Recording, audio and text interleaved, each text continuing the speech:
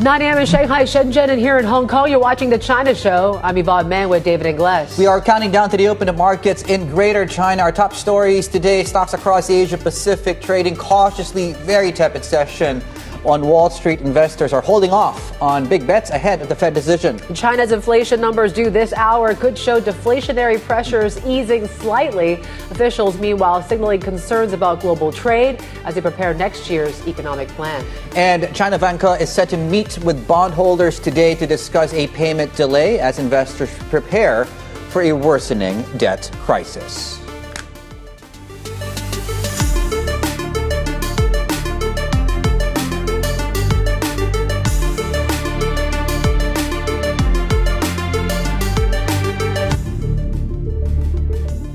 Good morning. Welcome to the program. Looking at markets, there's really not a lot to say given the price action on display, but we'll do it anyway, as they say. We're up about 1/10 of 1%. We're on hold ahead of the Fed decision. It's not so much what they do. Largely expected to cut interest rates. You look at pricing, we'll get to that in a moment. Certainly the narrative is we'll have to wait a lot longer before they deliver on another one beyond today. The big story, though, across these markets, if you had to pick one, is in the commodity space, specifically precious metals, with silver on your screens, topping 60 and then some more going into today, a further 1% gains there. Iron ore is seeing a bit of a bounce following pressure in recent weeks. Copper is flat after the mild, should we call it correction? Following record highs. Brent crude bottom of your screens. A50 futures coming online and the declines in focus given the yesterday price action.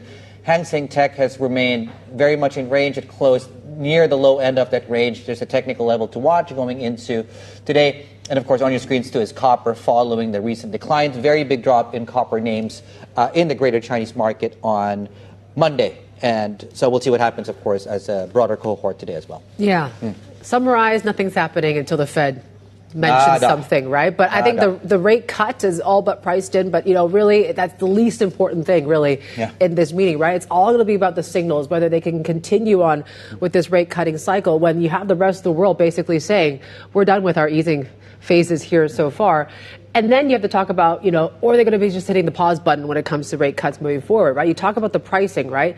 December is pretty much all but guaranteed, but next year is still pretty much up in question. So I think the dot plots will be very interesting this time around. It will be, right? So I think on the dovish side, we had Citi yesterday, and, their dovish call is a cut today, a cut this week rather, January and then March. You look at where market pricing is. The one after this one is not until let's call it the back half of the first half of next year, right?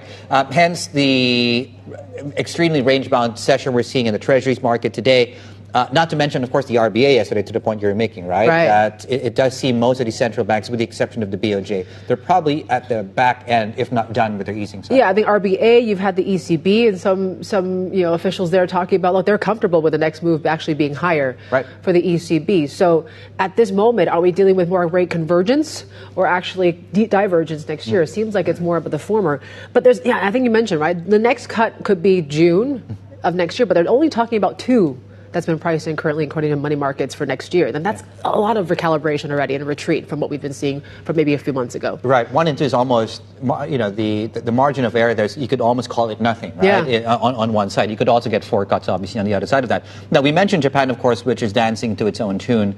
Separately, you do have, of course, the China conversation on rates, and I think later on in the show we'll be having CGS International joining us, and their call is, given the rates outlook in China, 1 to 2 rate cuts next year. That's 10 to 20 basis points. We'll hear from Angela a bit later, Angela Zhang. Now, that goes into the inflation story in China today, where we are expecting a rebound. And in fact, when you look at, I think, the forecasts of 0.7, I know that does not sound like a lot, but I mean, that underscores the lack of inflation in recent years. At 0.7% actually would be the highest going back to early 2020. It doesn't complete the data set, but it certainly gets us closer to the activity numbers, which should be out, of course, over the next week. It's what they call this kind of slow burn in terms of reflation, right? It's going to be slowly emerging out of that. Is sort of the theme that I think many economists are expecting for next year. But then again, it's been a pretty, I guess, when it comes to the data side of things in November, it hasn't been great. And it hasn't quite shown that things are firing on all cylinders. So you contrast that with what the Politburo meeting and really kind of the more optimistic tone around the growth picture is. That's certainly going to be quite interesting to see how long that sort of gap lasts as well. So that's one thing. We're still waiting for the credit data. You focus on markets are not doing much, but the Chinex seems to be continuing on with this rally too. So you had a what's big going move on there? Yeah, well, it was really the pronouncements coming out of the weekend. So I think it's a continued move we saw yesterday. It's certainly, if you had to pick one that was a standout, it was that. It wasn't by a lot. So on a normal day, that is something that would actually not be something to keep an eye on. We'll talk about the Vanke meeting in a moment. You have, I think, 2 trading debuts today. The IMF's briefing on the Chinese economic outlook, that's also happening. That's on deck. Now, as far as the sectors to watch, you have crypto, given the slight bounce we're seeing there. We talked about precious metals, and of course, drone makers is interesting because, of course, some of the tightening around regulation, and we'll see whether or not that affects trade today across some of the hardware plays, the drone makers there. But yeah, let's get to, of course, our top stories here this morning. And it is that inflation print out of China set to release for November later on at the bottom of this hour. And really, when it comes to CPI, we're expected to see a modest tick up. Factory PPI prices, though, remain in contraction. Let's bring in our China correspondent, Min Lo, on what we're expecting here today. Yeah, so we are expecting CPI to tick up to 0.7%. So it's still far below the target of around 2%, but pretty significant considering the longer term trend. It's been hovering around 0 so far. And if it comes through, 0.7% would be the highest print we have gotten since, I think, February of 2024.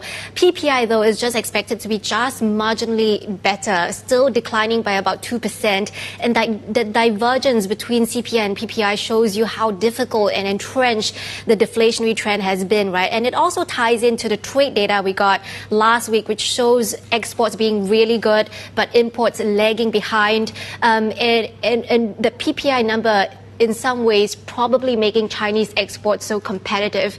And you also tie this into U.S. prices as well. China is probably exporting that deflationary pressure to the U.S., which is saving the U.S. from the worst of inflation, which also then opens the gate for the Fed to cut rates as well. Yeah, see, look where that blessing came from, right? And everyone's in some ways hating on some case. Anyway, what does it tell us about the next year outlook? Yeah, so we are looking ahead to the Central Economic Work Conference, which is probably taking place end of this week. So we'll be looking out for details from the readout. But from the Politburo meeting and the readout from there, the guidance seems to be that China is just going to, put out very incremental policies when it comes to domestic consumption stimulus. So that is something that I think investors have been disappointed by. But one thing to note from the Politburo readout, though, is that there has been the language there has been focusing on the external trade battle. And I think, that vigilance in policy making is key. Even as the government has been quite reluctant to put out the bold stimulus, they are paying attention to this protectionist streak that we are seeing globally. Yeah, interesting they called it a battle as well. Min, thank you. Our China correspondent, Min Lo there. Another thing that we're watching out for today is this big meeting, right? Chinese developer Vanke is set to meet with bondholders to discuss a proposal to delay payment on a 2 billion yuan bond note due on December 15th. More, let's bring in our credit reporter for China, Trista Xingyi-Luo. What's going to happen today, specifically? So bondholders are going to meet today at 10 a.m. local time, and they're going to review proposals so far. And they have currently have 3 proposals. The first one is the original plan Vanke proposed earlier to try to delay the yuan payment for a year without any upfront cash and any installments. And the other 2 offering more generous term, asking them to pay interest on time and offer some credit enhancement. So today they're going to review those 3 proposals, and they will have until Friday to vote. Yeah, I mean, separately, it's not all or nothing. There is some information out there that Vanke has reached out to some bondholders that the possibility of paying some of the interest, not everything, and then extending it. What do we know about that? Yeah, so there has been, before today's meeting kicked off, there have been a lot of ongoing discussion between the local government, developer, and creditors. There was also even a meeting held over the weekend in Beijing. And then, as you mentioned yesterday, Vanke representative reached out to some creditors saying, yeah, we can, offer some interest payment, but they didn't specify how much. So I think that's a question there, and we really need to wait and see what's the discussion going to come out from today's meeting. Okay, Trista, thank you so much. Our China credit reporter there, Trista Luo there. Right, coming up, we're having a look at monetary policy and bets in focus, not so much for this week, so that's almost a done deal when it comes to the Fed, but really what the path looks like in 2026. Pepperstone Group joins us for a wrap of markets this year, last few weeks, and a look into early of next year. Chris Weston in a couple of minutes with his thoughts. Cutting down to the open of trade, Shanghai, Shenzhen, and here in Hong Kong, futures are pointing to a slightly softer open. 20 minutes away, you're watching The China Show. Good morning to all of you.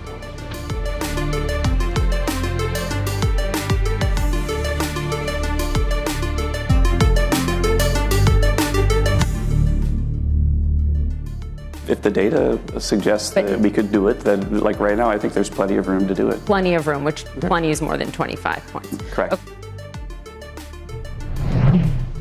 That was the White House National Economic Council Director Kevin Hassett there, of course, and largely seen as one of the contenders for the next Fed chair as well, mind you. Let's bring in Chris Weston, head of research at Pepperstone Group, as of course on this Fed day. Chris, I love what Tom Keene just mentioned in that commercial break. There's going to be a lot of anxiety, a lot of hesitation around this whole Fed meeting. I think the past 6 weeks, it's really kind of caught the eyes of many equity traders. And it really is more important than maybe even trade or even this whole AI discussion. What signals are you going to be looking out for in this meeting, apart from the rate cut that is largely priced in? Yeah, I mean, it's really about the tone that they're setting for next year and whether we feel that love that is the Fed put and how open-minded they'll be to supporting should they need to support. And I think that's where the two-way risk in rates pricing comes for next year. So, I don't think we're going to see any changes to the dots. I don't think we're going to see any changes to the statement at SEPs. I think Powell will basically come out and say that they're open-minded towards moderate rate cuts if they're needed, but obviously the barriers to do so are much higher these days. We're going to see the formal end to the recalibration phase. And so I think, if you have a look at the FX vol market, 1 week volatility across the dollar pairs is generally below the 20th percentile. It's very low, so the FX markets are not expecting the dollar to have a significant move. Gold's a little bit higher, but then obviously it's had a big run and positioning is very, very rich in that. And if you look at the S&P forward vol markets, they're pricing a 0.8% up or down move on for the Fed day. So that's kind of in line with the sort of realised vol we've seen over the last 8 quarters as well. So the markets are not expecting fireworks from this, and I think it's so conditional that the rate cuts priced in. Everyone's positioned for this hawkish cut, and there's going to be no changes to SCPs and stuff, various factors. So, I think as long as they're open-minded to further cuts if they're needed to happen, then I think we're okay with that situation, and we can plod on, and we can, obviously look to see what happens with Oracle's earnings, Broadcom's earnings, and next week with the payrolls and CPI. So, market's expecting a pretty low impact event, even through the significance of what obviously carries. Yeah, I mean, clearly, Chris, David here, by the way, they're clearly looking past this, and you look at how poorly treasuries have been trading, how the curve's been steepening. Is there some element here that the markets are not just looking through this, but are somewhat expecting that the next move could actually be a rate hike here out of the Fed? I mean, might that be not just a tail risk at this point? It's a tail risk, yeah, absolutely. I mean, but and if you look at the distribution, if you looked at the full distribution of rates pricing, I'm sure there are people betting on the next move being a hike, but that would be a surprise to where the sort of weight of money is at the moment, because as everyone sort of says, is that the next move is expected to be in June, and we might get one more by the end of the year. That's the sort of, but that rates pricing is dynamic and it can move very, very sharply. If we were to get a strong payrolls number next week, I think above sort of 80,000 would probably constitute that. The break-even rate's around sort of 40, 50,000 on that payrolls number, and we would see the unemployment rate stay fairly firm. And then we look at inflation next week, and then obviously if we were still core inflation pushing up above 3.1%, then I think people would come into 2026 thinking is there 2 more cuts really the right call? And of course then you've got this mountain of issuance that's going to be coming through government bond markets. Probably not so much for the Fed, where most of it's going to come from the bill side of things, but certainly in Europe and Japan. And you've already seen curves long end moving up quite sharply, which is put some upside in the Treasury market as well. But I think there's really clearly two-way risk at the moment for for rates pricing further out the curve. I think it's interesting that the terminal pricing has had a material shift recently. It's moved up about 41 basis points in the last month or so. So, 323 is the sort of terminal pricing, and I think people are sort of massaging that position there as well. Yeah, you mentioned about this is coming at a time where there's going to be a lot of government bond issuance, right? Particularly when it comes to Japan to fund this fiscal package, Europe as well. This coming at a time when we see a mountain of corporate bond issuance as well, whether it's for funding AI or the like. How do you see this kind of push and pull competing for global private capital here? I think it's going to be one of the big debates for next year. I think things like affordability and electrical demand and pricing from their data centers is obviously going to be another big one as well. But I think the investment grade issuance, certainly from the US corporate side, is expected to be quite significant. I mean, we're talking estimates of $300 billion of issuance, mostly to pay for the infrastructure build out on data centers. We're talking about $3 trillion of infrastructure build out or investment over the next 3 years. But a lot of that's going to be funded on the debt markets. We've already seen places like Oracle and some of the Mag 7 stocks coming out and issuing that. But we're talking $300 billion next year. And we've also got about $900 billion in investment grade maturing over in next year as well. So some of that will need to be rolled over. Some of it obviously mature, but that is a significant amount of corporate issuance on the investment grade side, which could cause some widening of spreads and obviously some ripples through there. But obviously, as you say, that's going to be keep competing for a finite pool of private capital. With central banks not conducting quantitative easing and buying in the secondary market, there isn't. These entities are price sensitive, and when they're choosing between some very, very enticing investment grade issuance coming through against government bond markets, well, does that mean that we're going to see term premium increase at the long end? And that could cause some ripples in markets as well. So I do think that competing force of governments versus corporates is going to be a big theme. If the term premium comes back, Chris, can I just maybe use that as a jumping off point? Are we sleeping on a stronger dollar next year then? I just think you need to be open-minded, to be honest. I mean, everyone's going into this again thinking that the dollar's got downside risks and various factors, but I think FX vol is probably the trade for next year. No one likes to be long volatility because it costs money, but there's a roll charge and a carry charge involved in most of the sort of long volatility structures. But I think you're seeing bigger dispersions coming through in central bank pricing, and that generally means you see spread widening. Generally means you get FX volatility, but I think we just need to be open-minded to the possibility. It's a midterms next year. I think the US was going to get some tailwinds from the One Big Beautiful Bill, we've got rate hikes already priced in Australia, New Zealand, Canada for next year, Bank of Japan. But you've got to say that there's probably more risks that there's extra 50 basis points of cuts next year could come out the market, which in theory could give you a stronger dollar. I don't think that we're going to see too much in the way of Fed independence being called either. So, I think open-minded, but I can make a very strong case for an upside in the US dollar. All right, Chris, what does it mean for the whole AI trade too? I mean, we have Oracle earnings coming out as well. Seems like this one could be quite a volatile event too. Well, I think the best trade for the moment is stay in the infrastructure side of things. There's no bubble there, and I think that's come off the boil a bit now. But the power generation stocks in the staples utilities, I think it's probably still a place to be, and maybe in the quantum side as well. Quantum computers is probably the place to go. But I think one of the big themes that's really emerged over the last month, which will continue to spill over next year, is the idea about Google TPUs versus OpenAI and the different stocks that are leveraged to both camps. I think it's a major one there. So obviously you've got Oracle, which is a major proxy of OpenAI, and that's cost them, that's hurt their stocks. Their stock's down 33% since their last earnings. And then, of course, you've got Broadcom later this week coming out, and they're very representative of the Google camp, which is, everyone loves Broadcom at the moment, and we still continue to see upside risk there. But on the earnings side for Oracle, I mean, the stock's been beaten up pretty badly, and that's going to help them at earnings. So we expect them to do quite beat on earnings and sales and the various metrics that we look at. And so there's probably some upside risks there, and the market's expecting a 10% move up or down on the day. So big volatile moves. But it's for the rest of the sector, it's all about their commitment towards OpenAI, capex intentions, and again we're coming down to the financing of their debt and their expansion plans going forward, which I think everyone's going to be looking at.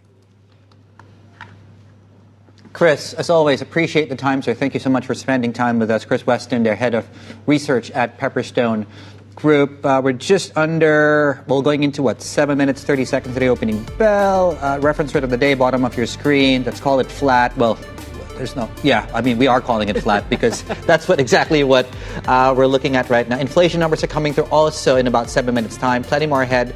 This is the China Show.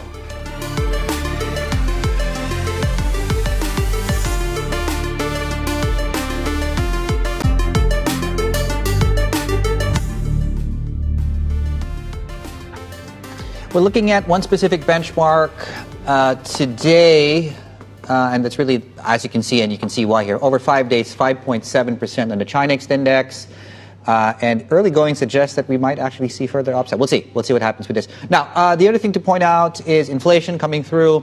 I think it's a 2 or 3 year look at inflation plus the forecast median, the low and the high. The high is Goldman Sachs. You have the low end of 0.2. 0.7% is what we're looking for that's the yellow line on your screens. If we get that would take you all the way back to early 2024. All right, that's the next thing to watch in the next 5 minutes or so. We're also watching some of these weight loss, obesity drugs. We're doing chip stocks first. SMIC and Hua Hong Semi there were slightly to the upside here. There was this FT report talking about China adding some of these domestic AI chips to its official procurement list.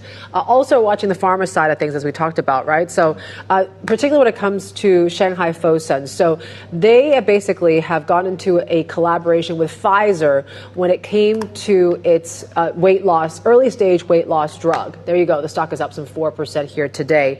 So that's going to be the one thing to watch. Silver and gold, we talk about, silver reaching $60 a ton, or an ounce, I should say, not a ton, for the first time ever. You're seeing some of these silver stocks reacting to that too today. There we go. The other side of that, of course, is the copper trade, which did see some pressure yesterday, some trading debuts today, and of course we'll be joined by the CEO of one of these companies, and we will leave you to your best guesses which company we're talking about here. One is doing fantastically well, one is doing decently okay, 4.3% to the upside. So these trading debuts continue to feature into the market story today. Apart from that, we're looking at a flat open, onshore and offshore, also sideways trading on the Chinese currency. The opening bell, 3 minutes away.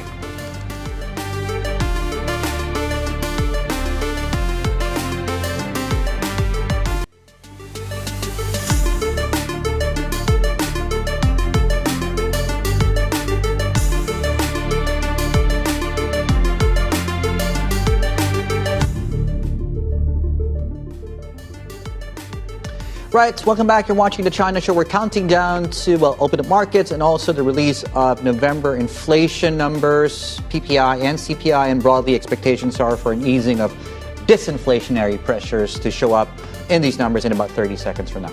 Yeah, and when you take a look at this, it's incremental, as they say, right? That we might see a little bit of improvement on the numbers side of things. Does it change the big picture at all?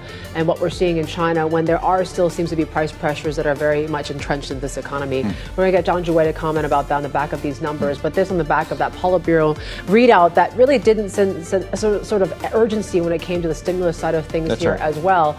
But certainly we're focusing on that Central Economic Work Conference that could be happening later on this week as well. So that could be the next thing to watch in terms of policy signals, of course, as we count down to the March meeting as well. That's when you get the government growth targets, budgets, the like there, and more maybe numbers for us to kind of digest. But here's the market open before, of course, those inflation numbers do come out. We talked about we're not doing anything really ahead of the Fed. Of course, markets have been retreating in terms of rate cut expectations there, but there you go. PPI prices, so this is a slight miss there. This is 2.2% in contraction for PPI prices, Dave, for November. CPI prices, that's where you're seeing that incremental improvement, right? 0.7% for consumer prices there. What else has caught your eye? Yeah, so I'm just looking at the range of, let me start, while I bring up the data on my screens, let me just give you context on the CPI numbers at 0.7%. That's clearly bang in line with the median estimate. That's clearly well within range. It's a big improvement, big relatively speaking, from the previous prints. On an absolute basis, 0.7%. Actually, it's the highest headline inflation print going back to early of 2024. So that's the improvement side of things. Now, when you look at PPI prices coming in slightly below the median of, so clearly a an acceleration relative to estimates of the PPI prices, actually coming in near the low end, but not at the very low end of forecasts of negative 0.2%. So some of the pressures there continue. I would imagine, though, just throwing this forward, just given how commodity prices have traded of late, we might actually see further pressure. Okay, currency trading on the weaker side of things. We'll wait for the data in terms of what goes into the basket to really get a more informed view of the inflation situation. But just to help us understand on a headline number basis what this means for policy, an initial take, Zhang is with us here, President and Chief Economist at Pinpoint Asset Management. Initial glance, sir, what do you think? I don't think there's a very big surprise. I think the market kind of expect, the CPI side, there will be some improvement. To a large extent, it's driven by vegetable and food prices rising, and we already know that because we have high-frequency data points.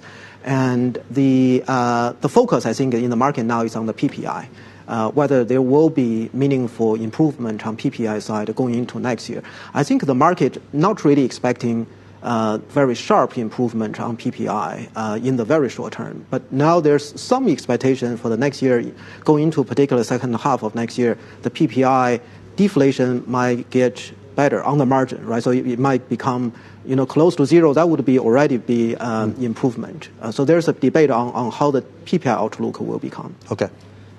And I mean, overall, the data has been mixed, right? Yeah. It seems like we're likely going to hit that growth target this year. But then again, you talk about inflation is still sort of, I guess, a slow burn. Right. And you have the property market that seems to be reemerging more as a bigger risk. Yeah. How are you assessing the broader growth trend now for next year? Nowadays, if you look at many countries, U.S., China, even Japan, mixed picture all over the place. I mean, in China, you would look at for instance, the AI space, there's a very strong consensus things are going very well, right? So manufacturing sector, there's some positive news coming from there as well. Now, if you look at property, things on the margin is still getting worse. And that trend seems to be quite persistent.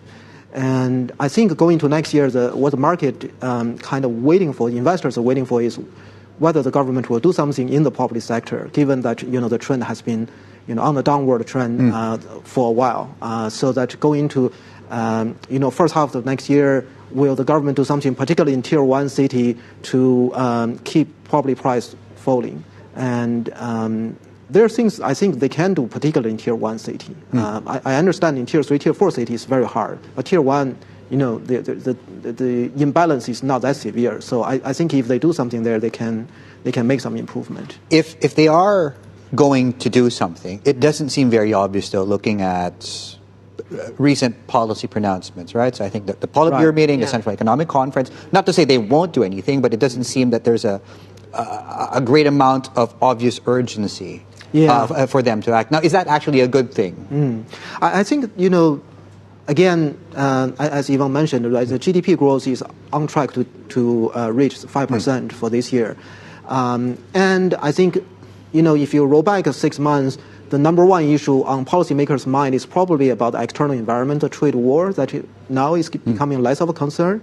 So I think the overall evaluation of the economy seems to be okay. It's not as bad as in the beginning of the year. So the risk has already come down. I think that's probably if you think from a policymaker's perspective, the overall situation seems to be kind of relatively benign compared to the beginning of the year. Now, the property sector has been a drag to the overall economy, but has it been kind of a crisis scenario? Does it cause financial instability? Not really, not at that stage. So it's kind of contained by itself. So in that Politburo readout, there was things that were not mentioned, whether it was the property market. There was also not much mention of anti-involution. Right. Is that a signal that maybe the overcapacity concerns are not as bad as what we thought it would be? I think the anti-involution is still a policy priority. It's not mentioned there. Let's see. We're waiting for this Central Economic Working Conference, which will give a lot more details, right? So I think there probably will be some discussion on that topic. I'm saying this because the PPI deflation is still obviously an issue, right? Yeah. And it does affect, broadly many aspects of the economy, fiscal revenue. You hear foreign leaders coming to China to complain about this. So there are many reasons why the government need to address this issue, and there are things they can do. They can cut overall excessive capacity in some industries. Bank lending to those industries might be more constrained. So there are things that they probably can push forward. It's end of the year. It's a good time to look at this. Maybe is the economy improving? Very simple question. Is it in a better place now than it was 12 months ago? I would say it's weaker compared to the second quarter of this year, right? So this year, the first half of the year, the government support was very strong, fiscal and monetary. So the first half of the year, the economy was doing quite well. But is that seasonal? That's the start of the year? I wouldn't say, I mean, the past few years has been seasonal, right? So, just one. But Q4 particularly, we've seen some weakness. I guess the question is whether going into Q1, whether the government will ramp up support again, particularly on infrastructure investment, so we get marginal growth to stabilize or even rebound a bit. That's the question, right? So the first quarter fiscal support is a key issue to watch. How important is it that the renminbi stays strong? That in order to actually boost that domestic demand picture now? Yeah, I do think the renminbi may strengthen even further going into next year. The Fed is going into a rate cut cycle, and China has a huge trade surplus, right? So I think from a fundamental perspective, there is room for renminbi to appreciate against the dollar and even against the basket. It's not a huge appreciation, but on the margin, I think there's definitely more pressure for it to go up. To strengthen against the U.S. dollar. And I think the government, from a policymaker's perspective, they probably go into next year be more tolerant of that idea. That, if the Fed go into rate cut cycle, the dollar maybe weaken a bit, let renminbi appreciate a bit, I think that makes perfect sense. Yeah, they'll just largely stay out of the way. Yeah. Just looking at just rate differentials, I think, to your point. Right. What assumptions are you making around the consumption and subsidy story? The trading policies and everything that's supported consumption levels this year. Consumption has been weak recently.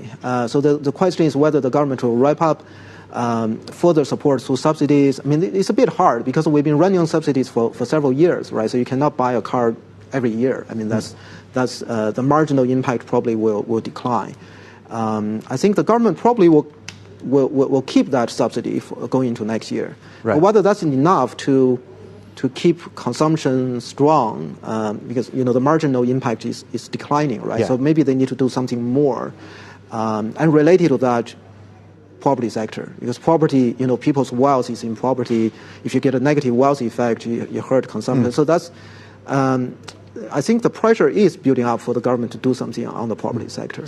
You're on the ground, right? So the sense I get when we speak to people here is and risking obviously oversimplifying the Chinese consumer. There's a lot of them, right? Right. Is the sense we get is people are not overwhelmingly bullish over prospects, but they're also pretty far away from feeling dire and depressed over the economic outlook. Things seem to be doing okay. That's right. And what is there a takeaway for you as far as that's concerned? Like things are just fine.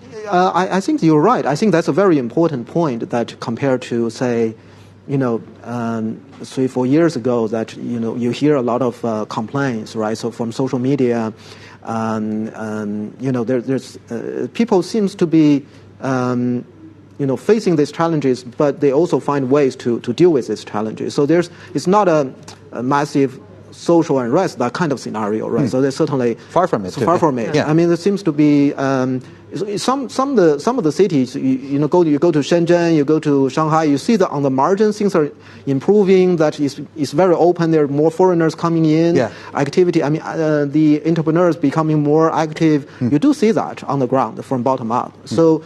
That shows up in the equity market more than in the property market.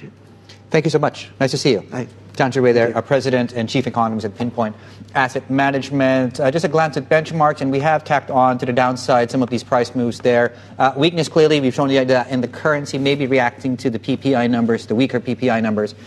And we will have a look at some of the silver and gold stocks. That's really on the back of the price moves we've seen in silver too. It's maybe the tightness that we're seeing this market, of course, on the back of these Fed cut bets, and really as we count down too of those FOMC meeting, you are seeing silver stocks like China Silver Group up close to 6% here. Junk makers were talking about that Fosun Pharma and Pfizer deal here when it comes to their obesity drug. So you're seeing, though, most of these pharma stocks are lower. Ascletis, for example, down some 5%. I think they had a good day yesterday, though. Good day, yeah. But yes, we're watching those weight loss drug makers in particular. This is Bloomberg.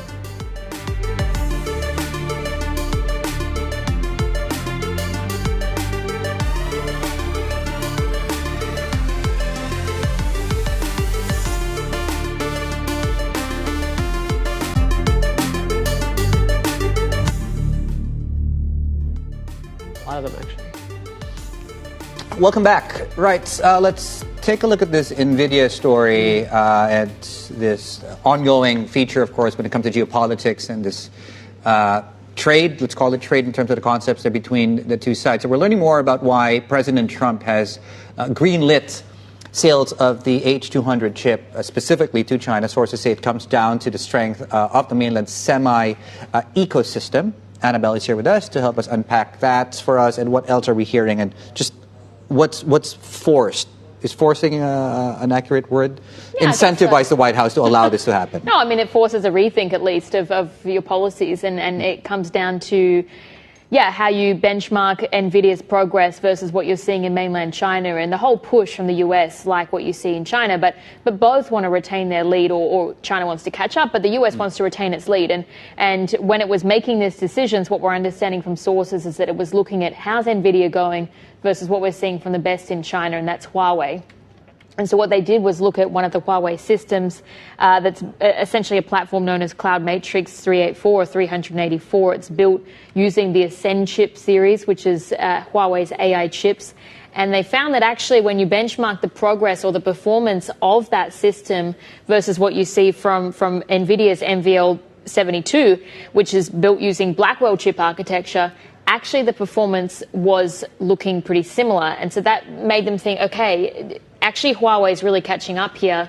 If we want to try and retain that lead, and we need to then give them more advanced products, because the whole idea is that the Trump administration wants Chinese companies to build using US architecture and infrastructure to try and then also reduce that push to build out that self-reliancy, at least domestically, because still Nvidia is more advanced, at least by an 18-month window.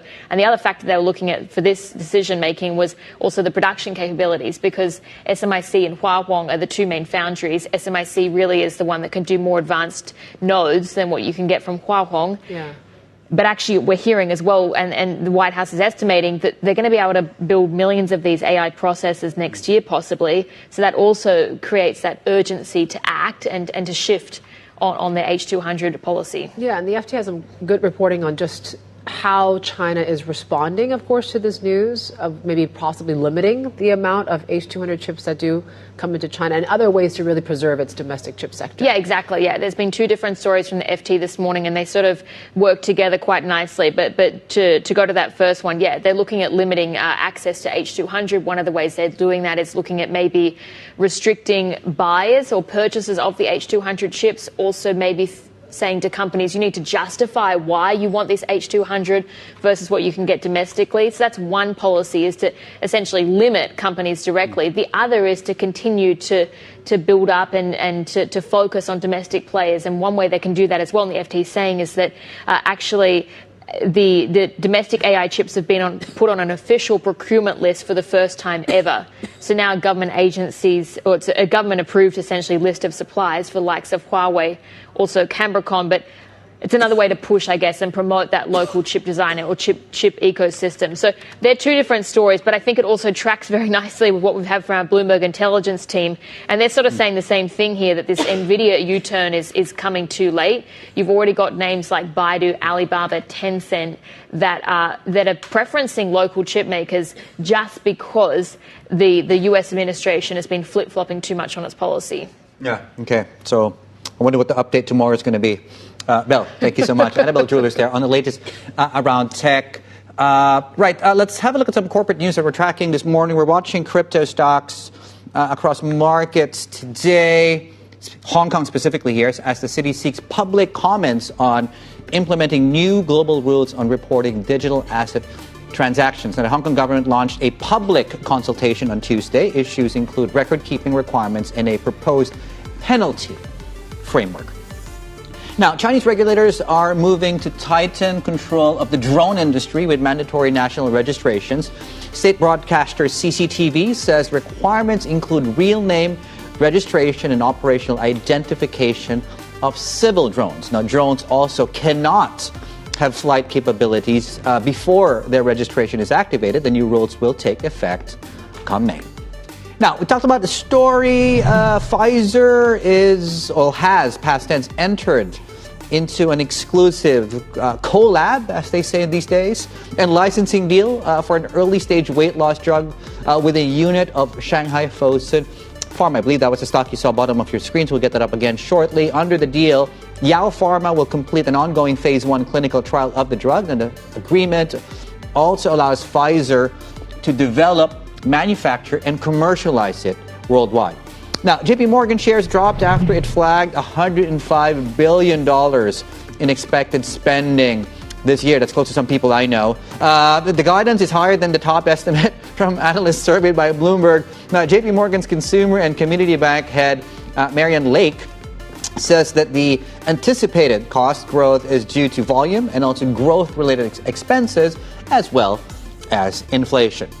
All right, SpaceX, big one, big deal, potentially, the biggest one, potentially. Bloomberg has learned that the company is moving ahead with plans to go public next year. Now, sources say it aims to raise significantly more than $30 billion in the IPO, targeting a valuation of about $1.5 trillion. Now, the transaction would make it the biggest listing of all time. SpaceX expects to use some of the proceeds to develop space-based data centers. Right, we'll just take a short break. Back on the other side of it, a look at markets right now. We're splitting the difference. We're coming off lows of the day, but still looking at declines now, about 20 minutes into the cash market session.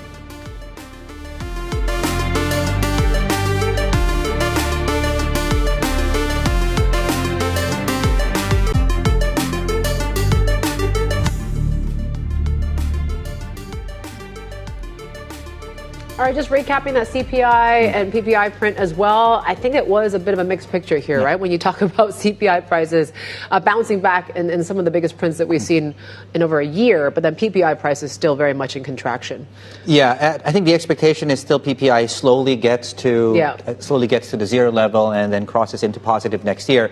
The CPI prices, well flagged. I think Junwei mentioned food prices, high frequency data, vegetables, pork prices have indicated we are going to get what we got today. So market is reacting to the PPI print, which missed a little bit more negatively. Yeah. We saw that in the renminbi in particular. Markets are also slightly under pressure here today as well. We've been focusing on sort of some of the key trends that have been kind of driving this equity rally in China. Looking at the southbound flows now, Southbound flows, for one part, has been a key driver of that, right? Mainland investors that were definitely buying up a lot of either the tech space and the like earlier this part of the year. You take a look at this chart, though.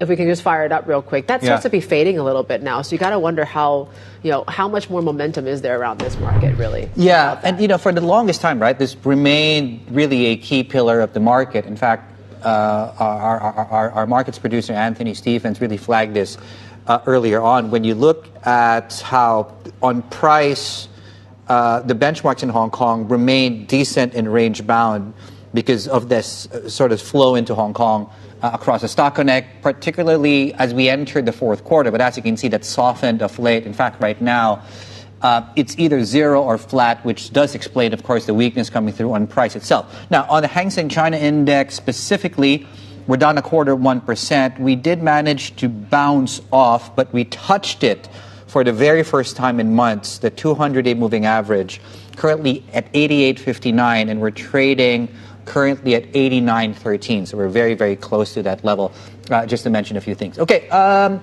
few other things. SK Hynix has been very much in focus this week. That's coming up on your screens. The chip plays, TSMC doing well. Honda is up 3.3%, and I'm about to figure out if I can deduce or guess why we're looking at that to the upside. I'm looking at my There's an upgrade from Nomura. to buy for the stock here. So they're talking about the problems are close to being resolved, according to Nomura here. So this recognition of losses that have been related to the EV collaboration with General Motors that they say is nearly complete. So maybe that's why things are looking better for the stock. Honda's up some 3%. Toyota as well, up some 1%. Yeah. You know, when a company's problems are well publicized, if there's no need to elaborate on the problems themselves. Quote, problems are close to being resolved. Okay, the 2 trading debuts today. We're down on, live TV. We're up slightly now on one. And we'll be joined, of course, by the founder, chairman, and CEO, Junwei, at those times on your screens on their business strategy, competition in the industry. If you're curious, they're in the LiDAR industry. Plenty more ahead. This is The China Show.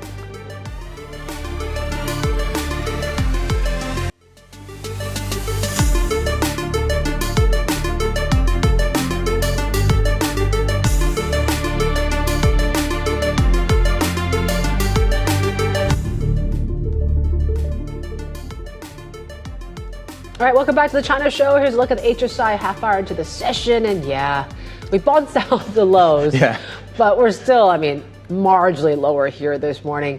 The inflation numbers that just came out, that was still front and center for investors here this morning. So CPI prices are actually above zero and 0.7%. The sort of the biggest print or largest print we've seen in terms of CPI in over a year. PPI is where there was that bit of disappointment, where we're still very much in contraction of 2.2%. But, as Mark Cranfield from our MLive team is saying, the market seems to be more focused on the CPI prices, given the fact that they think the interpretation is maybe deflation's in the past and maybe possibly less policy stimulus for next year. That's going to be interesting because in a couple of minutes, there might be a different take to that. Yes, we have a guest coming through that they do expect more cuts coming going into next year.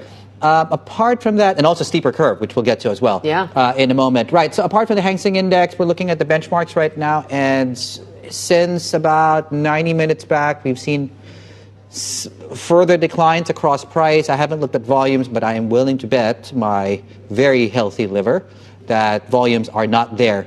Today, Asia Pacific down about 10 to 1%. We're moving, of course, into a Fed decision where it's, for all intents and purposes, the expectations are for a cut. It's really about next year and what the path looks like. Silver's a big story today. 60, we topped that level, and then we're further above that right now, further 1%. In fact, you look at, for those who don't know, right? So if everyone was focused on gold, but silver's up by more than double. In fact, it's the best performing commodity this year. It's the best year for silver since 1979, 110% on silver. Copper's coming off a little bit, and some of the silver-related names on your screens up 8%. But apart from that, we talked about PPI. Okay, we're done with that. The Vanke story. The meeting, I think, should be starting now. I'm looking at the agenda, but we're still waiting for more headlines on what the middle ground can be with the bondholders. 10 a.m. local time was what we were expecting here. So we're looking for some sort of vote from holders. They need at least 90% of that vote to clear to actually avoid a default, right? So that's one thing, whether they actually approve this sort of extension plan for that bond payment. We have heard some of our sources saying that they might be willing to give out at least some interest payments. A little bit of it. Yeah, a partial of the coupon. So we'll see if we get any sort of clarity on that front on what the next 12 months is going to look like for Vanke, but they can actually mitigate and reduce that sort of default risk out there. Yeah, and this is for the bond that's specifically for December 15. Yes. Not to mention the other one, of course, which is later, the 28th, I believe, this month, which is a separate conversation altogether. Right. I'll look at, this is going to make sense in a moment. I'll look at the sovereign yield curve in China. While we're doing that, it is a slow day. It is a slow day. We're not just chucking in random macro themes here and then finding a reason to talk about it. And the expectation is for a steeper curve. This is the 2s and 30s. We are anchored, of course, in the short end. A lot of pressure on 30-year futures of late. That's also coming up on your screens very, very shortly. For more importantly, the why. Iris Ouyang, FX and rates reporter, is with us here to take us through what is behind this recent steepening of the yield curve. Thank you for having me, Yvonne and David. Yeah, the yield gap between China's 30-year and 2-year bonds reached a widest in almost a year. That's partly driven by the rapid rise in the long end because people are concerned about the upcoming mutual fund fees changes, and there's a massive outflows from the fixed income funds. And then on the short end of the curve, there is the rich liquidity boosting the bond yields to remain low. Because the PBOC and Chinese authorities have been saying that they are trying to maintain the abundant liquidity to support the economy into next year. So we are seeing the short tenors are still remain the low yields, and markets are now expecting maybe a likely steeper curve going forward. Okay. So they think things could actually steepen further from here in terms of the curve? What are they projecting? Yeah, I think the markets in general are projecting a steeper curve going forward into next year because that's also favored by the Chinese authorities. The PBOC has been stressing that they prefer a steeper curve because that indicates a positive economic outlook, and it also means that the Chinese assets are attractive enough for global investors. But people are expecting the pace could be very gradual because you cannot have a too volatile bond markets, especially after the recent sell-offs. So the key. So we talked about inflation. That's one key issue. Maybe bond purchases, which has reemerged as another issue to talk about. Among these key themes, what are the things we're tracking in the bond markets next year? Yeah, of course, this week people are looking for the economic policy, especially when we are having the Central Economic Work Conference coming up. From the Politburo meeting, we're already seeing that authorities, the top policy makers, are trying to maintain the monetary and fiscal policy basically unchanged. So bond investors are looking for example, especially into the two sections, maybe the policy makers will unveil the targets for the GDP and fiscal deficit. You know, recently people are especially looking at the fiscal deficit because whether it will remain unchanged at the 4% level as this year or it will be higher than 4%. There are some rumors already circulating in the markets that impacting the bond prices already. And people are also watching, you know, what will be the size of the bond sales into next year because China will have to lean on the sovereign debt issuance into next year to further boost the economy. All right, Iris, thank you. Iris Ouyang there, our FX and rates reporter. Let's bring in Angela Cheng now, Head of Research and Chief Macro Strategist at CGS International. Angela, it's great to have you here on the program. In terms of policy, I mean, what's your sort of outlook for next year from China? Because it seems like we're not getting that much urgency from policymakers just based on that Politburo meeting. But what's your expectation? It's the big week for macro data and policies, right? We just get the CPI and the PPI data. Actually, we got some of the supports maybe going to next year for the CPI because it's the major concern for the investors, right? So the first one major support is the local and the central government's support of service consumption moved to the domestic demand side, right? So this kind of policies we expect like 300 billion trading programs to continue at least to provide a steady support to that going to next year. The second one is that the service consumption, different kinds of scenarios for the consumption, right? So thinking about tourism, other kind of emotional related consumption. Yes. Yeah, right. Yeah. That's quite popular recently. And for the third one, thinking about some they called investment in people, right? Enhance the social security and the healthcare, elderly care to enhance people's willingness and capacity to really consume. So by all this supporting like policies, we are confident that next year we're going to see more kind of improvement in terms of the CPI. But I think PPI will just narrow its decline for next year. So our prediction is negative 1.1%. Of PPI year on year. That's about half. Still stay in a negative territory, but for CPI about 0.5%. Positive 0.5, just to be positive. Okay, but a little bit lower than the market. Needed to be clear about that. Okay, so what room does monetary policy play a major role in supporting the economy? Is it more fiscal? If it is monetary, do you expect more rate cuts, for example, or bond buying? In what form is that going to come? Nowadays, I think for Chinese economy, fiscal policy and monetary policy should go hand in hand. And for monetary policy, I think it's little room now, but we're still anticipating more like monetary easing next year.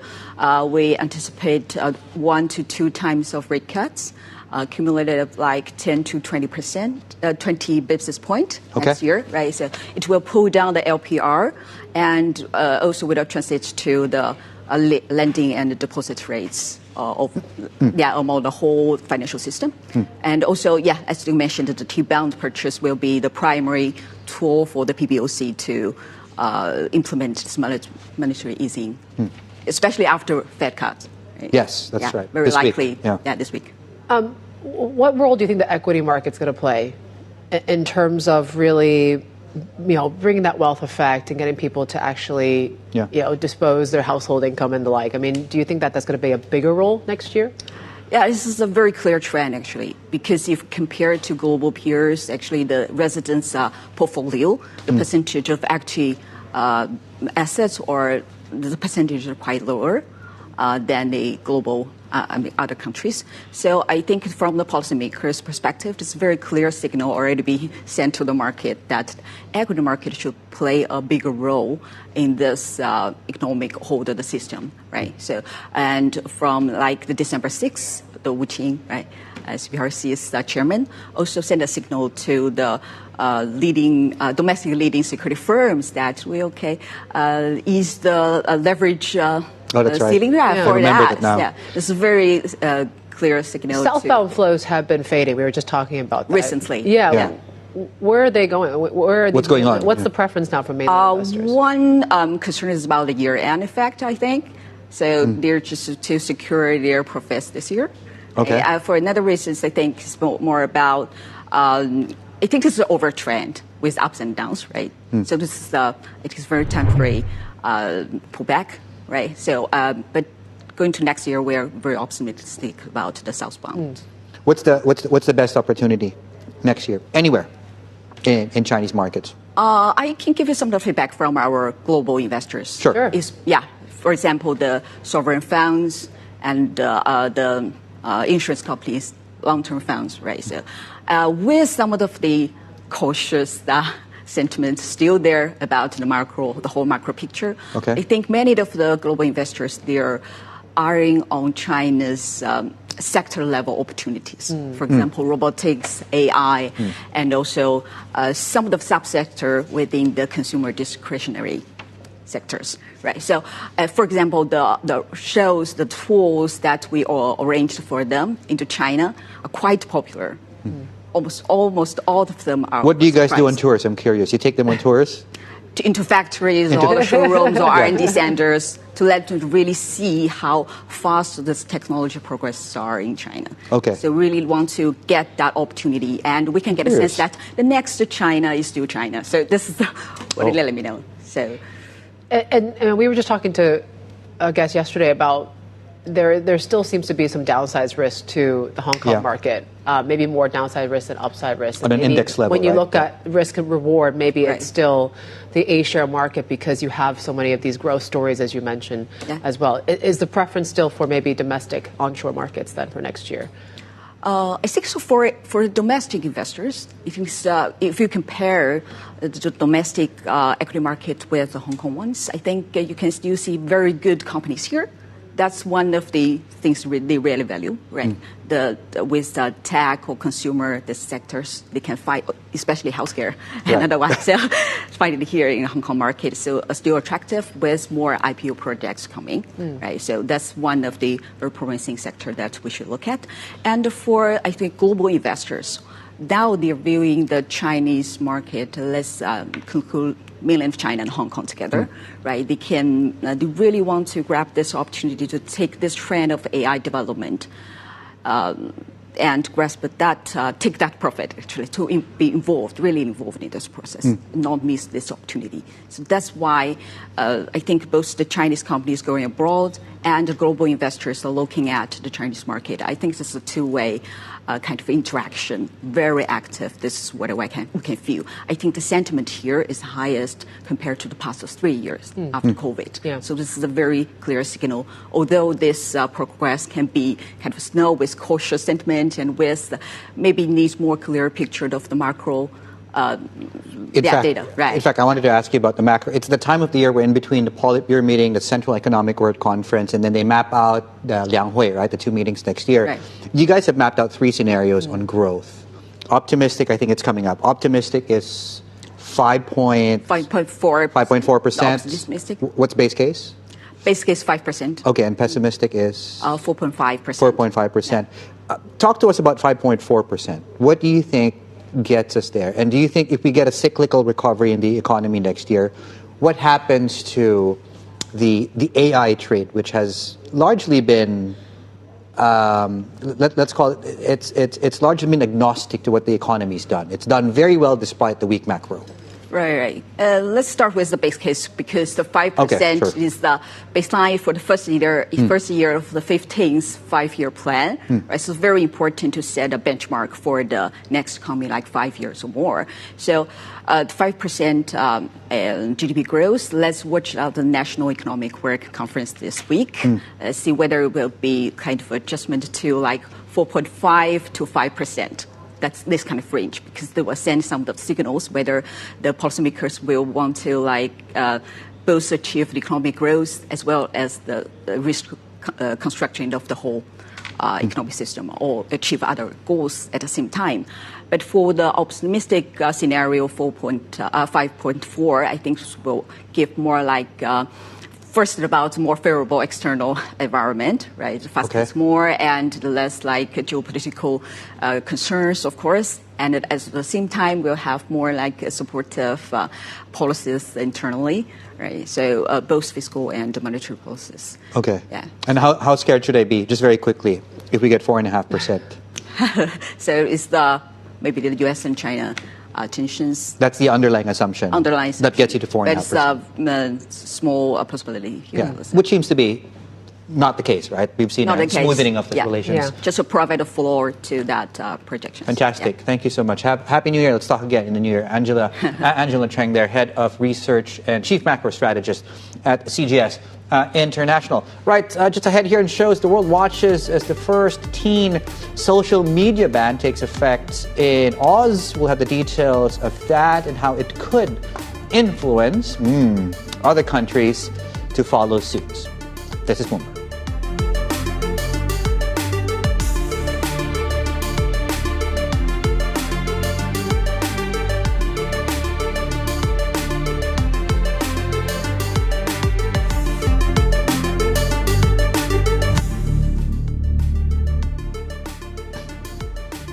Right, welcome back. So it's been over a year since this restructuring, of course, out of HSBC. So it's interesting here. We'll play it for you in a moment. So the CEO, the current CEO, of course, Georges Elhedery, says it was not enough executives were fully accountable for their performance over their respective business before he began that radical restructuring that we're witnessing currently. That was 15 months ago. Now, he was speaking with Francine Lacqua, Leaders with Lacqua, of course, the podcast. And he said that the structural changes need to be made from the very top all the way down. Have a look. I was definitely ruthless about killing the complexity and the drag in the bank.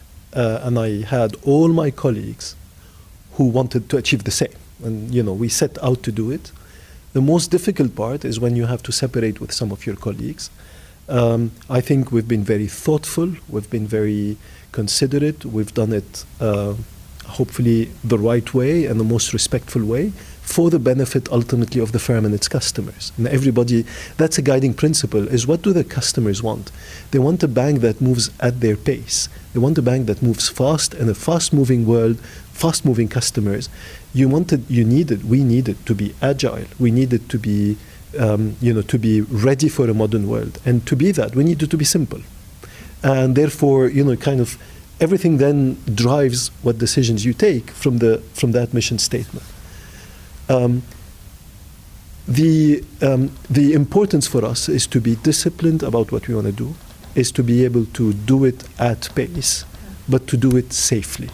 And it's always balancing how we do it safely, yet moving at pace and with discipline to deliver what we set out to do. How did the bank become so complex? And again, this is something that actually most organizations have to face as they grow. I guess there's various factions, or a lot of companies actually could just become much more simple and simplified. What did you see? Look, I think, kind of back to my engineering days, entropy is a feature. Entropy tends to increase, which means complexity, if you do nothing about it, tends to increase rather than decrease. So things don't become complex by design. They end up becoming complex by lack of focus. So bringing the focus at the simplification will allow you to start dealing with it. That's the first observation. Second observation is you have to be extremely methodical. Again, I'm using a lot of my kind of first principle engineering days. Is like you transfer them and go first principles. What has created the complexity? How can it be addressed methodically? Try to identify ways to be simple. Some of the ways to be simple is to decide not to do certain things, and this is why we exited a number of activities. But to be able to basically build it, if you want, from the bottoms up. The third thing is when you're taking structured decisions, you have to start from the top down. You can't take structured decisions from the bottoms up. Your first principles start from the bottom up. Your structural decisions, your organization decisions have to start from the top down. This is why the first decision structurally I've taken relates to simplifying the group operating committee. We moved from more than 20 people to about 12. More importantly, we moved from 0% single accountability. Everything had dual or multiple accountability to now about 60% of our revenue is generated under single accountability. So that's important. And then the last thing, Francine, is to be patient, because we're not solving simplification overnight. It's going to be a journey, and we have to be relentless at that journey, quarter after quarter, month after month, until we get the desired outcomes. And that journey is still on, we're not there yet. And that was the HSBC CEO Georges Elhedery there, speaking exclusively with Bloomberg's Francine Lacroix. Now, in some other corporate news this morning, Microsoft has pledged to invest $17.5 billion over 4 years to help build India's cloud and AI infrastructure. CEO Satya Nadella made the announcement after meeting with Prime Minister Narendra Modi in New Delhi. This marks Microsoft's largest investment ever in Asia, as it targets the world's most populous nation to help fuel growth. And as the AI trade faces growing investor scrutiny, one stock is shining as an anti-AI play, and that's Apple. Its shares were battered earlier this year on concerns about its lack of an AI strategy. But now the hesitance has gone from a weakness to a strength. Apple was the worst performer among the Mag 7 stocks in the first half, but since then, it soared 35%, while AI hyperscalers have slid into the red. Oaktree Capital co-founder Howard Marks says AI has created a, quote, terrifying outlook for employment. He warns that the assumed productivity boom from AI fails to consider how many people will be able to afford the additional goods produced. Marks adds that some firms are piling on aggressive debt as Big Tech spends vast sums in an AI race designed to keep smaller rivals from catching up. Right. Just look at markets before we take a short break, and we'll unpack what's happening on the CSI 300 in a moment. And as you can see, that's down about 0.9%. Curiously, there's only one sector that's actually pulling that entire thing lower. That's in the IT space. The CSI 300 IT index, we're down about 2.5%. Dawning Information, Foxconn Industrial, Luxshare Position are all down over, let's call it 3.5%. In Dawning's case, we're down about 10. More on that after we take a short break. Back in a moment.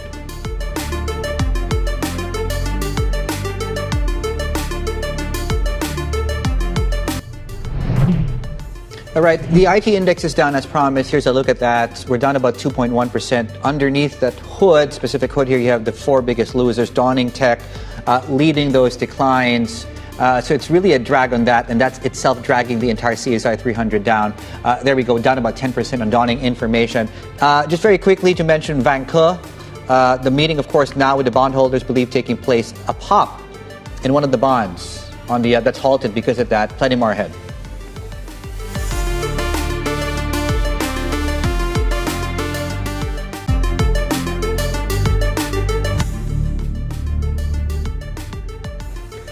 11:29 a.m. in Tokyo. Japanese markets a hand at lunch break in just a moment here, and we are hearing from the Prime Minister Takaichi. She's speaking in Parliament here this morning and talking a little bit more about what's going on in the JGB market. Of course, the sell-off and this melt-up in yields that we've been seeing. She says she sees the JGB market as the most stable in the world, and right now she's not in a position to really assess Ueda's remarks in diet. You may remember that he just did an interview with the FT talking about he believes that Japan may have reached sustainable 2% inflation. So another step closer possibly to them hiking rates a few weeks from now. Yeah. Certainly one to watch. Vital to mull the impact of rising yields comprehensively, according to Takaichi. So that certainly is one key focus of when you talk about the fiscal expansion that Japan is currently underway. That is the big concern. How fiscally responsible they can be. And that's probably why the long end is looking pretty sticky these days. Yeah, I mean, funny word selection on stable. At least it's certainly something that when you look at just the yield, the pop in the yield itself is not something that comes to mind.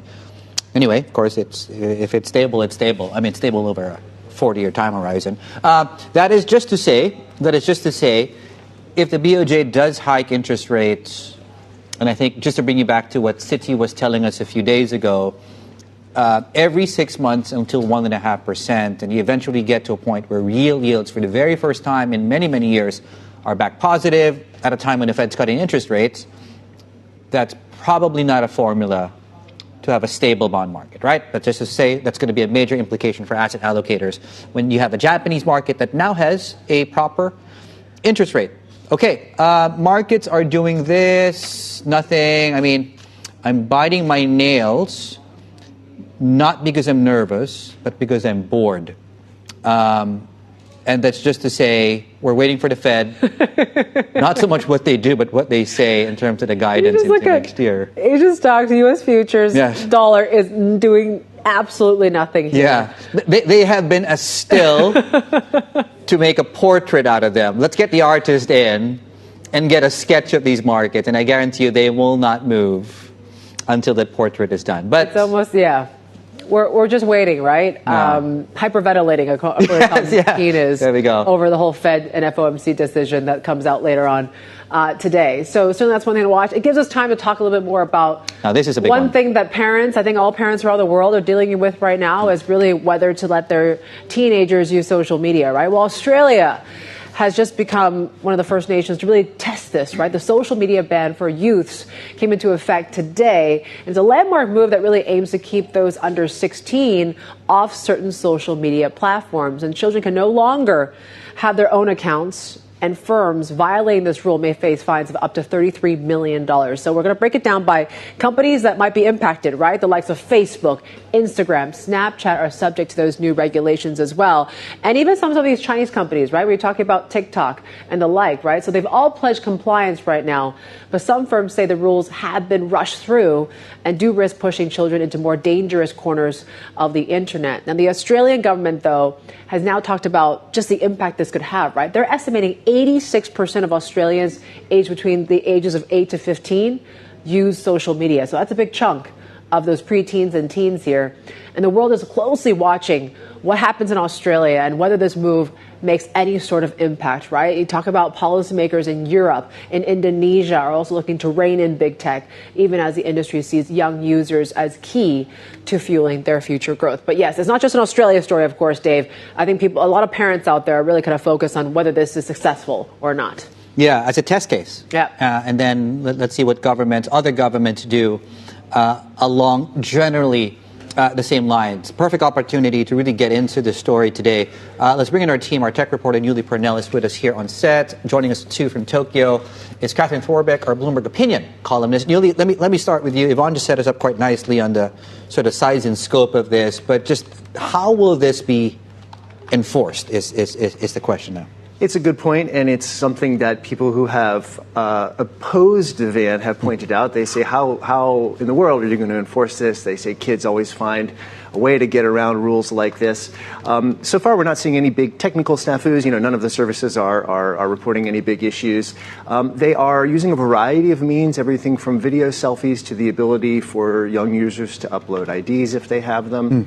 I think what's really interesting, though, in the global context is, as Yvonne alluded to, the onus is on the tech companies. I think it's very interesting to put this in the global context. There's been a lot said about how responsible they might be for some of these social ills, and Australia is saying it's on you, tech companies. And so today's the day kids are getting shut out. Catherine, you've been writing about this. Do you think the social media ban, is it going to work? So I think that's the big question. There was a poll in a local broadcaster that came out ahead of this ban that said 3/4 of 9 to 15-year-olds had no plans to stop using social media once the ban kicked in. And ahead of the ban, there were also videos going viral of sort of workarounds and teens encouraging each other to go to sort of more obscure apps. And so it really does raise the question of, what could go wrong if teens start congregating, a bunch of underage users start congregating on even less regulated corners of the internet. So I think, teens are very tech savvy, and if they really have a will, if they really want to continue to use social media, I think it's likely that they'll find a way. Yeah, Catherine, I guess as a follow-up there, there's certainly a lot of criticism. There's criticism on both sides, just to be fair. But in terms of the biggest worries and concerns over this new legislation, just talk us through and elaborate more along those lines. What have you seen against this one? Sure. So there's some valid privacy concerns that have been raised. There's also concerns that this will especially impact sort of more vulnerable teens and LGBTQ youth and sort of rural or indigenous teens. But I think one of the most interesting things actually came from the American Psychological Association, which really studies this. And they came out and said that hardline age limits aren't effective. They don't work at keeping children safe online. They sort of ignore individual differences in maturity levels. And I think most importantly, they don't address the underlying problems here. There's ways to sort of regulate social media without just sort of cutting off people that are 15 years old. And so I think that these psychologists, these researchers are really saying that we need to get to the root problem here. And I think that's something that's really interesting. But I do think that Australia is actually doing something, which is really more than can be said for a lot of other jurisdictions. So I'm rooting for this now that it's here. I'm rooting for it too, really, Newly. In terms of the tech companies, how have they responded and what's the threat for them?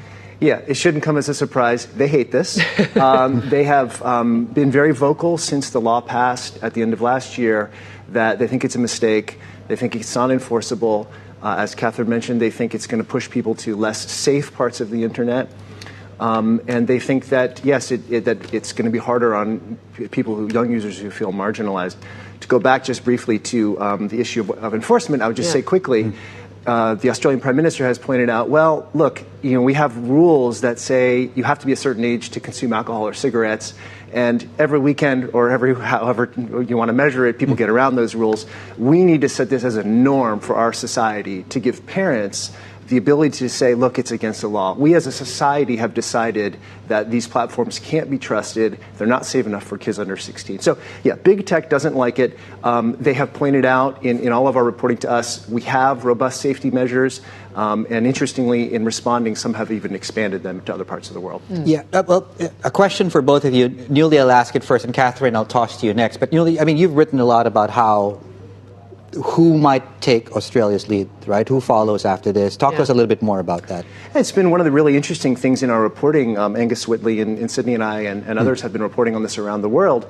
And in the interim, after the law was passed end of last year and then coming into the months now that it's come into force, we sat down, for example, with a senior policymaker in Denmark who said, we are really inspired by Australia and we want to do this for kids under 15. Indonesia has been talking about it.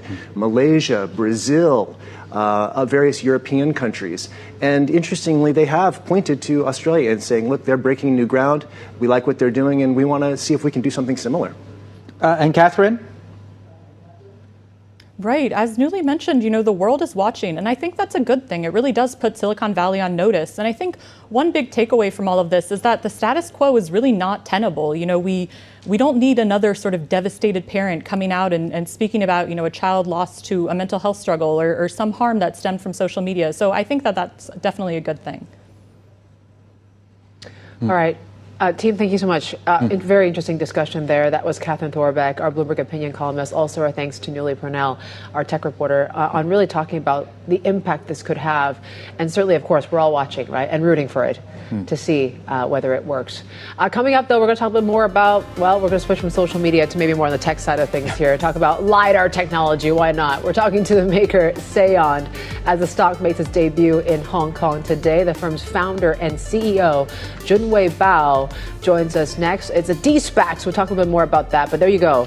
Take a look at how the pricing is today. Looks like it's a pretty good day for Seyond here. We'll talk about the competition, what they're seeing in the LiDAR space, the EV space in particular. These are, of course, the invisible airbags, as Hillside's David Lee has always coined them as well. So lots to talk about coming up next. This is Bloomberg.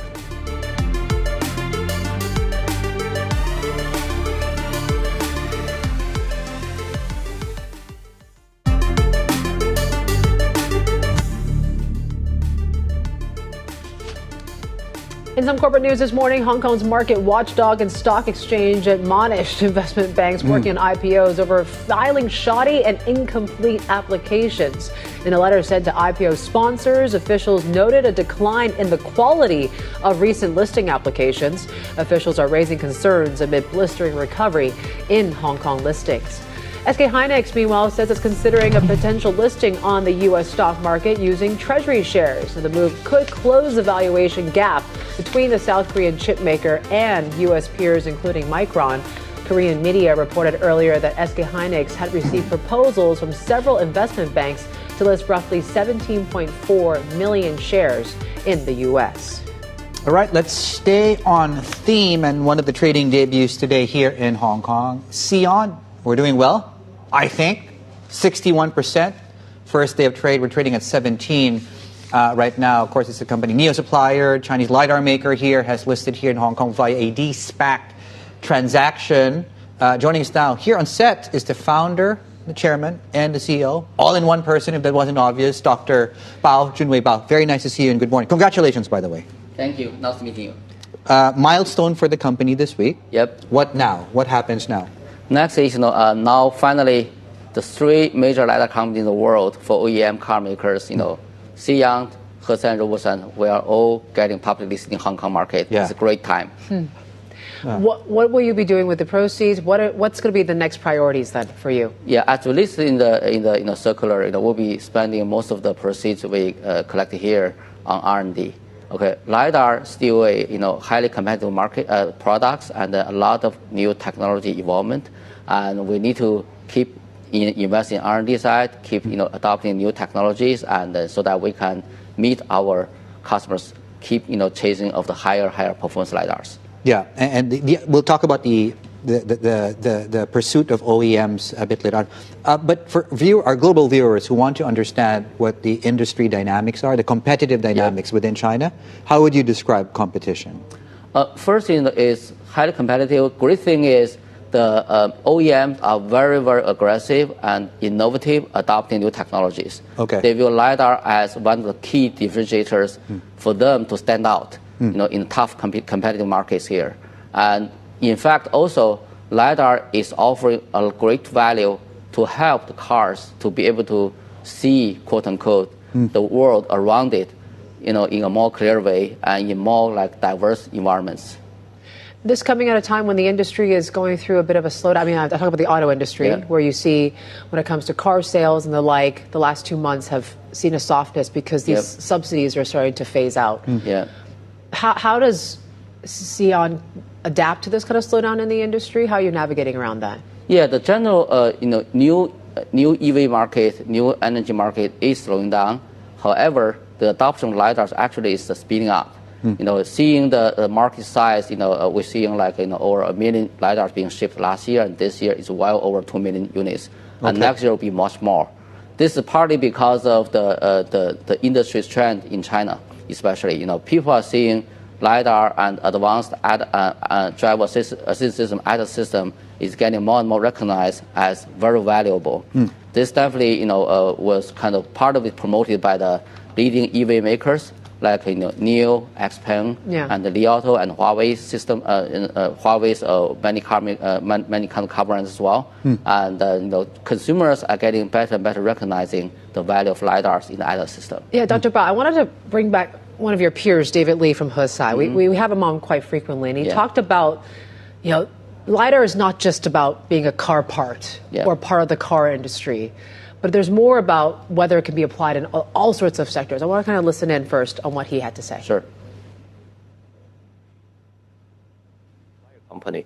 We're actually a LiDAR company, and we build LiDARs for all different industries. For example, if you think about the other topic, which is robotics, when we talk about robotics, it's a completely different industry with very different ecosystems, but they share the platform technologies of the LiDAR from the ADAS, which we are super good at the quality, at performance, and the cost. So then we apply that to really many industries, the robotaxis, the robot truck, last mile deliveries, lawnmowers, and service robot, the cleaning robots. So it's not just about cars, right? He mentioned, you could have one car, but you could have multiple robots. In your life. How does Seyond then benefit from this surge, right? Whether it's humanoid robots or all sorts of technologies that are kind of emerging in China now. I would say I pretty much agree with what he's looking into, expanding LiDAR's application into many other industries. In that direction, we are pretty well aligned on the next phase of growth. Beyond what he's saying, we're also seeing LiDAR can have a lot of great applications in the infrastructure. Okay, we're seeing LiDAR can be, have a lot of being adopted widely, including both inside China and in other parts of the world, in US and Europe as well, for intelligent transportation systems, for security, civilian security, and also, if you can think of the generalized defined physical AI, means, we see LiDAR as a key connecting point, connecting the digital world with the physical space. Digital world is people are training the models in what they are imagining, try to make the world better and better, try to understand the world in a digital way. However, it needs to be corrected or calibrated with what's happening in the real world. And we are seeing LiDAR, because of its good 3D sensing capability, as a very key channel or connecting point, connecting these two worlds. You mentioned earlier, and I think this is important for people to realize, the OEMs are, just as an example of potential applications, right, are very open to new technologies, right? So even if there is a cyclical slowdown, the industry is growing because it's just being used in more things.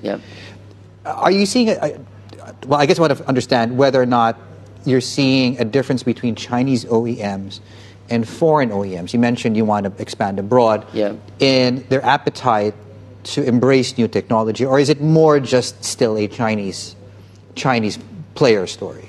I would say, in the old days, maybe 5 to 10 years ago, when the global OEMs are still in the leading edge for autonomous driving, they were more or less analyzing the LiDAR's value or usage in more like a forward development. Means they are analyzing to make LiDAR useful for level 2, especially for level 3 systems, you need certain performance specs. And in addition to the LiDAR itself, because LiDAR cannot show its value unless it coupled together with other part of technical stack, like the software part, like the compute part. So they won't have the whole system ready before they can really widely adopt LiDARs. Well, for the Chinese OEMs, they are more aggressive. Like many of our key customers are competitive key customers like NIO, Li Auto, Xiaomi, and so on. They try to adopt LiDAR, install the hardware on a certain generation of vehicles even before the software is ready, and they are counting on the OTA to upgrade the software to get more functions in the system.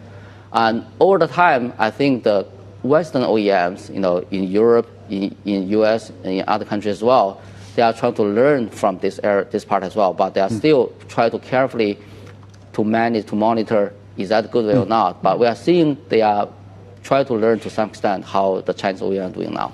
Yvonne and I were joking yesterday about how having a fridge in the car, because I think someone has a fridge in her car. And the reason I bring that up is, in the case of LiDAR, for example, the new features in cars. Do you think we're getting close to a point where Chinese consumers will demand that any car they buy will have LiDAR technology? Are we close to almost 100% penetration at some point? I think we are not far from that. Okay. Yeah, because once people are seeing more and more value of the LiDAR that can offer to the consumers, to the user of the cars, then they will ask for it. And somewhere down the road, you will see LiDAR will be like a seat belt, like an airbag, as an essential component of the cars. Yes. Yeah. You mentioned about global expansion. Yeah. Tell us a bit more. Where can you increase capacity, and what are some of the plans that you have set in stone? Yeah, on one hand, as I mentioned, as more global OEMs adopting LiDARs, and naturally we'll try to service them, provide product to them. In addition, like we talk about, LiDARs, many other applications in the industry, like for infrastructure, for industrial applications, for those kind of applications, then we are seeing, because Seyond is maybe a little bit unique compared to other LiDAR makers, where we are maybe the only player that have footprint in both China and in the U.S. We actually started in the U.S. back in 2016, yes. And we still have to core R&Ds, leading edge, R&Ds, and also supporting our customers using from our office in Sunnyvale, California. And with that, then I think we can know customer better and give customer more in-time support and better support to the domestic customers over there. Are you looking to invest more in the U.S. in any way? Yeah, that's part of the proceeds we plan to spend as well. Okay. And try to build up, a better support team, commercial team to expand to the U.S. market and expand our adoption of LiDARs to our customers over there. Okay. Dr. Bao, it's great to have you. Fantastic. Yeah. Junwei Bao there, founder and chairman and CEO of Seyond Holdings. Now, if you are a subscriber and want to rewatch that interview, you can watch it through our interactive TV function, TV Go. You can also become part of the conversation by sending us instant messages. Check it out at TV Go.